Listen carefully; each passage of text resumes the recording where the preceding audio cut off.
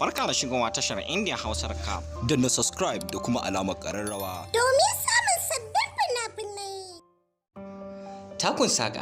Takun Saƙa ƙayataccen kafce ne da kamfanin Sultan Film Factory suka fassara. Ƙayataccen labari ne da zai ƙayatar da kai matuƙa duba da yanayin irin salon labarin da kuma yadda aka tsara shi musamman ga ma'abota ko in ce masoya da suke kallon fina-finai. Kafin mu tsunduma cikin recap ɗin gadan-gadan idan wannan ne zuwan ka karo na farko zuwa wannan tasha to kar ka manta tasha ce ta musamman da ke farauto muku fina-finan India Hausa fassarar Algaita, Sultan da sauran kamfanonin da suke fassara fina-finai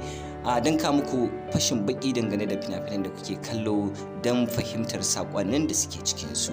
Kar ku manta da danna subscribe da kuma alamar ƙararrawa domin sanar da ku da zarar mun dora sabon labari. Takun Saƙa ƙayataccen labari ne akan jarumi Kumar wanda ya fito a matsayin jarumin fina-finai a cikin kafcan wanda ya kuma matukar shura ko kuma in ce ya shahara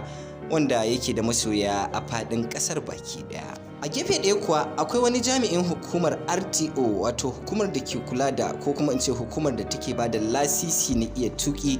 wanda shi kuma ya kasance babba ko in ce lamba ɗaya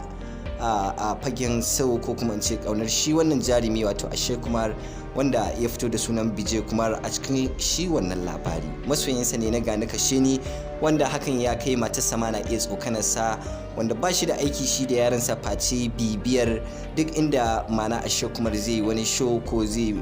yi wani film ko wani abu da makamancin haka. A kwana a tashi wani producer film wanda ya ba Kumar aiki ya buƙaci Kumar da ya ba shi lasisi ɗinsa domin a ɗaukar da za su yi zai fito ne a driver mana zai tuki a cikin wannan kafce da za su yi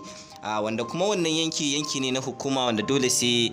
mana an gabatar da lasisinsa na tuki kafin su iya ɗaukan wannan kafce a wannan guri. Ya kasance shi kuma lasisin ɗinsa ya jima da bacewa wanda kuma bai sabunta shi ba.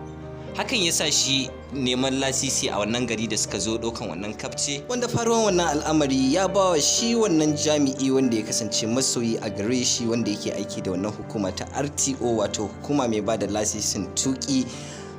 damar ganin shi wannan jarumi tare da ɗaukan selfie tare da shi. Sai dai kaddara ta canza al'amarin yayin isowar shi wannan jarumi zuwa ofishin RTO domin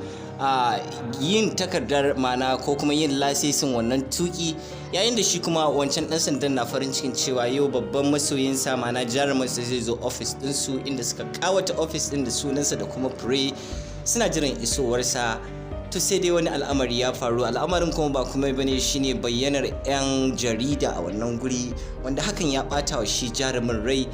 yake ganin kamar ma tozartawa ne shi wannan police din yake so ya masa kasancewar ba shi da lasisin tuki a wannan lokaci. Daga wannan lokacin ne Takun Saƙa ya shiga tsakanin shi wannan jami'in RTO da shi kuma jarumin fina-finan